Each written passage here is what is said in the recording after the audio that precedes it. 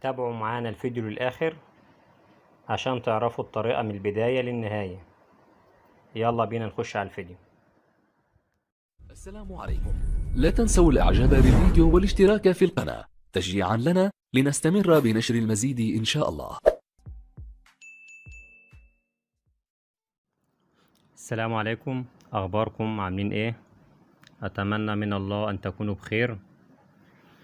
احنا الفيديو بتاع النهاردة هنعمل مكتبة رخام، ماشي، بديل الجبس، يعني الجبس التقليدي كله بيشتغل جبسون بورد او جبس بلدي، فاحنا النهاردة جينا ايه نعمل حاجة مختلفة شوية.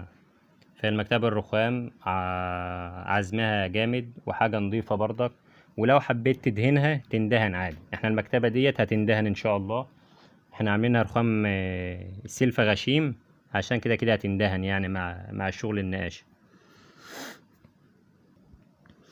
وطبعا اهم حاجة يعني احنا هنا خدنا المقاسات بتاعة الجنب اللي هنشتغل عليه. زي ما انتوا شايفين كده الجنب يا دوبك الرسمة جاية على اول الجنب من اوله لاخره يعني. وخدنا المقاسات وفصلنا المقاسات في الورشة، جهزتها يعني التقطيع والدورانات دي برضك عشان ما يبقاش فيه بهدلة كتير عند العميل يعني. واهم حاجة اما تيجي تاخد المقاسات برضك، اهم حاجة مقاسات الشاشة.